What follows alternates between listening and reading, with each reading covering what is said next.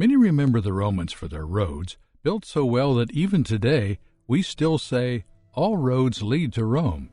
Others admire their aqueducts, massive structures that brought clean water into cities and changed urban life forever. But in history, the Romans are also remembered for their nearly unbeatable army. Rome was a war machine. They never fought the same way twice. Every battle came with a new plan and a new surprise. Everyone feared going into battle with the Romans because no one ever knew what to expect. Today we're talking about the most extreme war strategies of ancient Rome, the ones that earned them a place as one of the strongest military forces in history.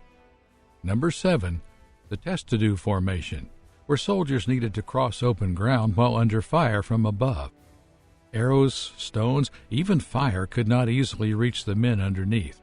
The name test-to-do means tortoise in Latin, and the shape of the formation made that name hard to ignore. When you imagine a solid shell of overlapping shields covering every side of a marching unit, front, sides, and top, it becomes clear how strange and powerful this formation must have looked to enemies seeing it for the first time.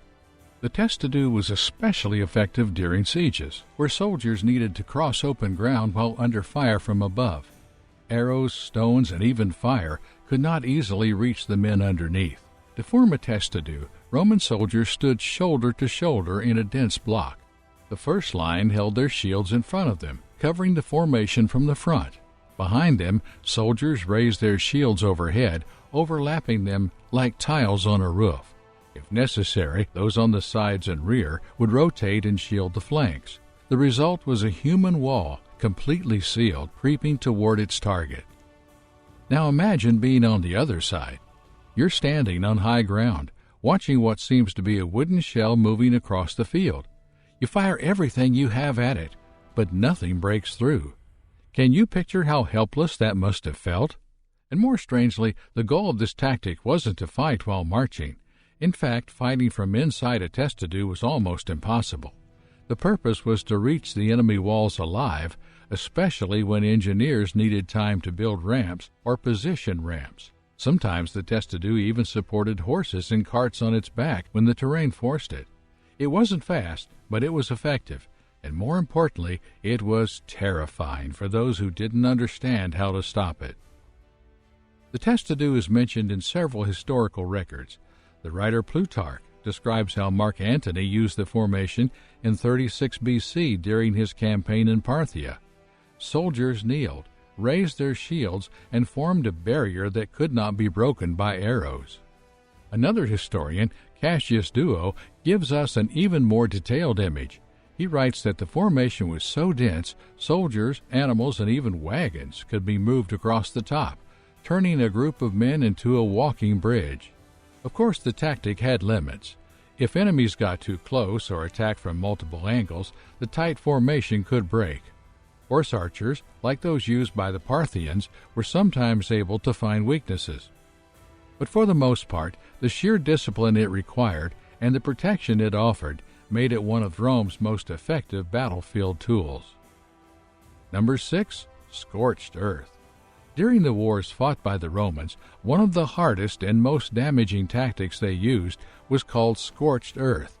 This method was not about winning a normal battle. It was about destroying everything an enemy could use: food, homes, water, animals, farms, and tools.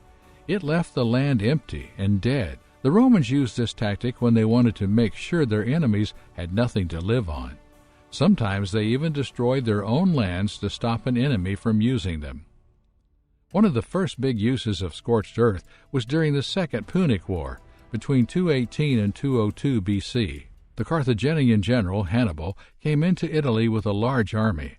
After a Roman defeat at Lake Tasamine, the Roman general Quintus Fabius Maximus came up with a different plan. He told people who lived in Hannibal's path to burn their houses, destroy their crops, and take all the food with them. This way, Hannibal's army would go hungry and weak over time. It was not a fast or easy way to win, but it was smart, and it helped slow Hannibal down.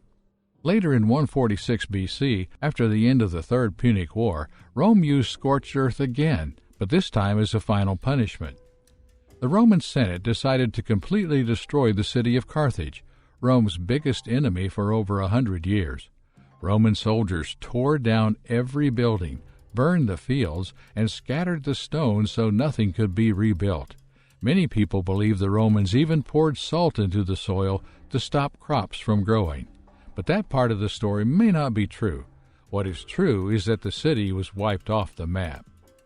The scorched earth tactic was not used all the time, but when it was, it left entire areas empty and broken. It showed just how far Rome would go to punish its enemies. Number 5. The wedge. The wedge was one of the most powerful and effective battlefield formations used by the Roman army. It was designed to break through enemy lines by using shape, pressure, and strong coordination. When the general gave the order, "Unium formate," soldiers quickly moved into a tight triangle formation. The narrow front or point of the wedge would hit the enemy hard, while the wider part behind it pushed forward to break the line apart from the inside. This tactic worked because of simple force and design. Just like a wooden wedge can split a block of wood, a wedge of soldiers could split through the enemy's front. The soldiers at the front of the wedge were always the strongest and most experienced, often placed in deep rows. They were trained to fight closely and hit hard. Their job was to open a gap. Behind them, more soldiers followed, keeping the pressure steady. The enemy had little space to move, and in the confusion, their lines would break, allowing Roman troops to rush in from the center. The goal of the wedge was to punch through weak spots and cause panic. Once a hole was made, the enemy could not easily regroup, and Roman soldiers could attack from multiple sides. One of the best examples of the wedge being used in a real battle happened at the Battle of Pydna in 168 BC.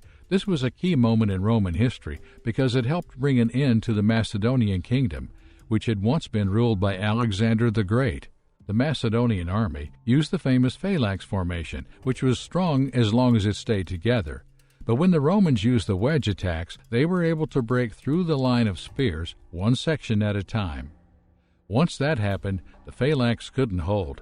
Roman soldiers charged in and defeated one of the last great Eastern armies of the time.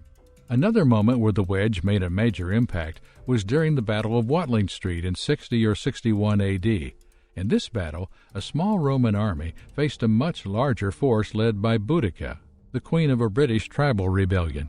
The Romans were badly outnumbered, but they kept their positions and waited. First they stopped the enemy with volleys of spears. Then they moved forward in wedge formations, cutting deep into the mass of British warriors. The enemy was trapped between the wedge points and the Roman front.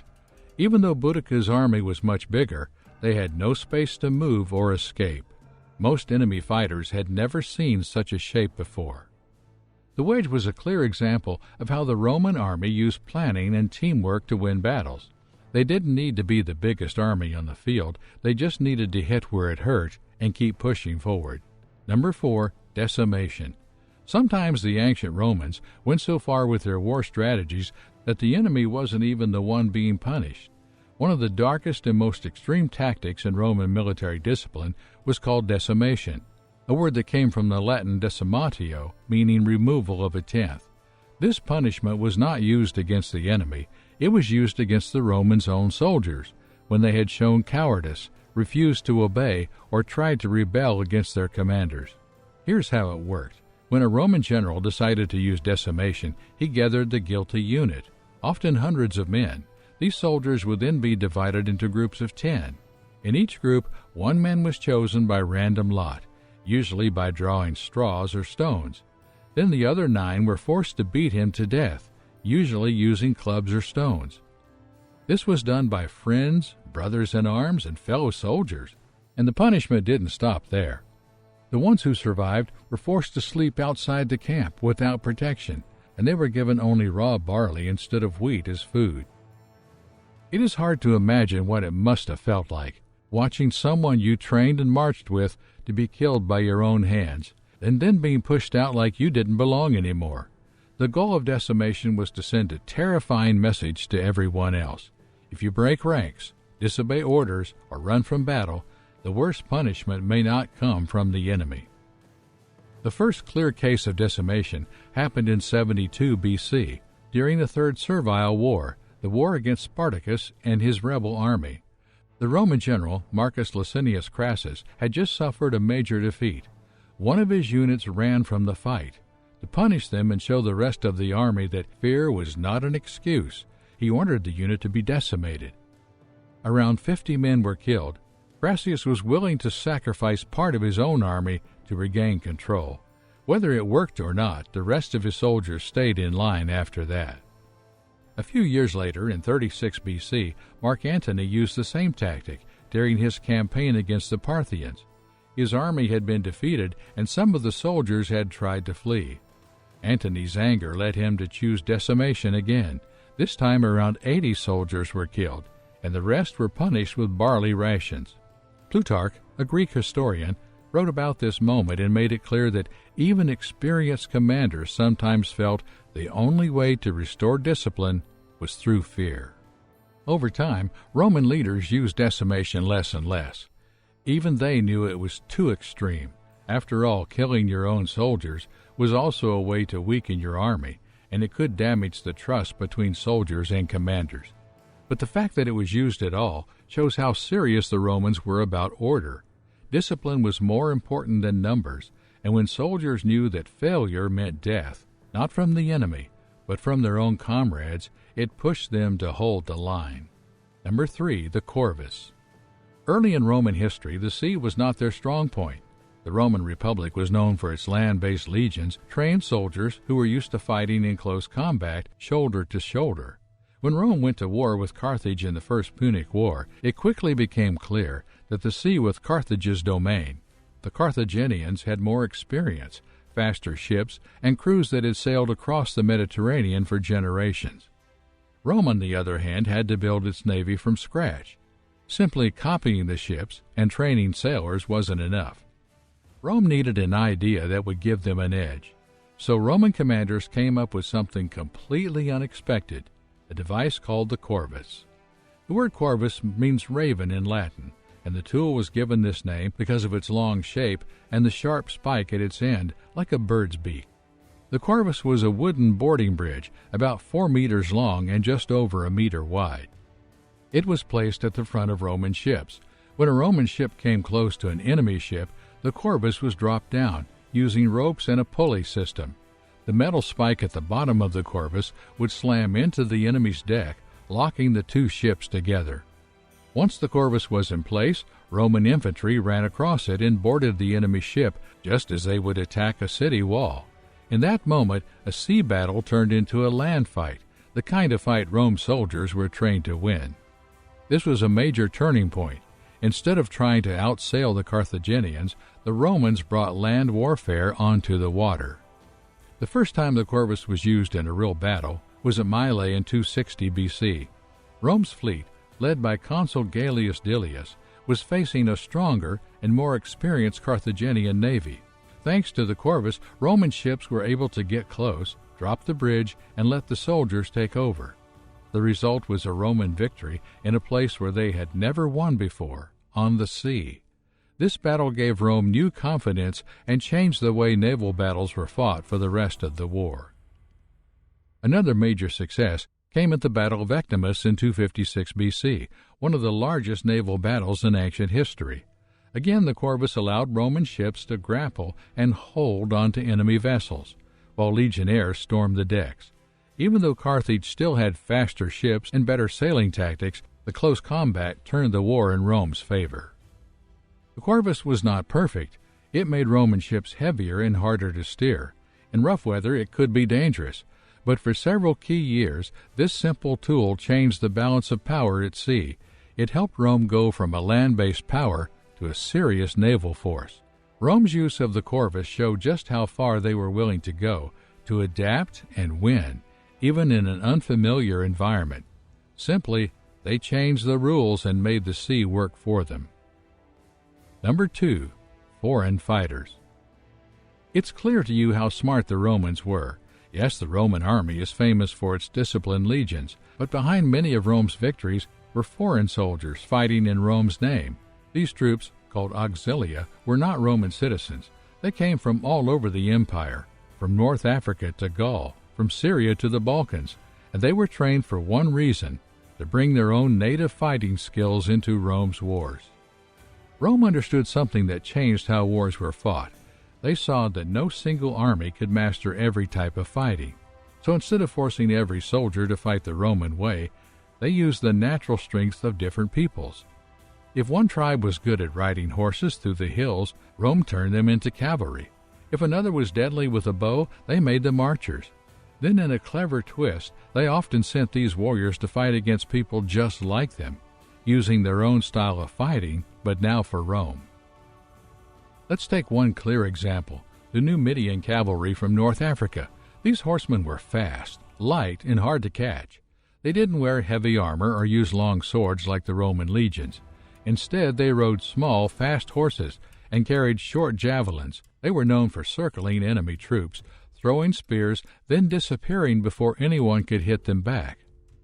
In the Battle of Zama in 202 BC, Rome was fighting its greatest enemy, Hannibal of Carthage. The Romans had lost many battles before, partly because Hannibal used Numidian cavalry against them. But this time, Rome had turned the tables. They had convinced the Numidian king, Massinissa, to fight on their side. With the help of Numidian horsemen, the Romans could match Hannibal's fast attacks, and the battle ended in victory for Rome. Another strong example comes from the Batavi, a Germanic tribe living in what is now the Netherlands. These people were skilled swimmers, riders, and river fighters. What made them unique was that they could swim across wide rivers in full armor, holding their weapons and shields. This gave them an edge in battles where water separated armies. One famous use of their skills happened during the Roman invasion of Britain in 43 AD. As Roman forces landed on the island, the Batavi troops swam across rivers to surprise the British defenders. While Roman legions built bridges or waited to cross safely, the Batavi were already on the other side, clearing the way. Of course, Rome didn't do this out of kindness. They offered rewards, like Roman citizenship after 25 years of service, but they always used these foreign troops to serve Roman goals. In some cases, this created deep loyalty. In others, it backfired, like when former auxiliaries rebelled, using Roman training against Rome. Still, for the most of its history, the auxilia made up over half of the Roman army. Just think how useful it would be to use the best fighters from each land, train them with strict discipline, and then send them to fight in the places where their natural skills could make the biggest difference. This strategy wasn't just smart, it was one of the main reasons why their empire stayed strong for so long. And now number 1, siege towers. When the Romans came face to face with high city walls, they didn't stop and wait. They built something tall enough to go over them. These were siege towers, large, movable wooden structures that allowed Roman soldiers to get onto enemy walls during a siege. The Romans didn't invent this type of machine, but they perfected it. They used it again and again to attack fortified cities across the empire, and in many cases, these towers turned what looked like impossible walls into open gates. The idea behind a siege tower was simple. Build a tall structure on wheels, fill it with soldiers, and push it up to the wall. Once it reached its target, a bridge called a gangplank would drop from the top of the tower onto the top of the enemy wall. Roman troops would then rush across and start fighting. The towers could also carry archers, javelin throwers, and sometimes even small catapults to shoot down at defenders while the tower was still rolling forward. Inside, the towers were often packed with swordsmen and spearmen ready to climb onto the walls the moment the gangplank dropped. The outside was sometimes covered in wet hides or metal to protect against fire, since defenders often tried to burn the towers down before they got close. Can you imagine the fear of seeing a multi-story wooden structure slowly moving toward your city, knowing that it was filled with trained Roman soldiers and weapons ready to crush your defense? One of the most famous examples of a Roman siege tower in action was during the siege of Masada in 72 to 73 AD. The Romans, led by General Flavius Silva, faced Jewish rebels who had taken refuge in a fortress on top of a high rock plateau in what is now Israel. The Romans couldn't climb the cliffs, so they built a massive siege ramp up the side of the mountain. On top of this ramp, they placed siege towers and battering rams. It took a long time to finish the construction, but once the towers were in place, the Roman army broke through. Masada's defenses fell, and the defenders, who knew what was coming, made a final tragic decision that ended the resistance. The Roman army had a full engineering corps to help build machines like siege towers. These engineers worked with great care. They had special tools to make sure the tower was straight and level. Some towers were built into parts and then put together near the battlefield. This made it easier to move them through rough terrain. It's interesting to note that while the siege tower was slow to build and hard to push across open ground, once it reached the wall, it could change the course of the entire battle in minutes. No wall was too high if the tower could reach it. In the end, we can say that almost anything was possible for ancient Rome because of its powerful army. No other force in history used such a wide range of clever, brutal, and well-planned strategies. It was clear that the Roman military didn't leave anything to chance. They turned every situation, every weakness, and every battlefield into something they could use to their advantage. Do you know some other Roman war strategies that shocked the ancient world? Let us know in the comments. And don't forget to subscribe for more incredible and shocking stories from history.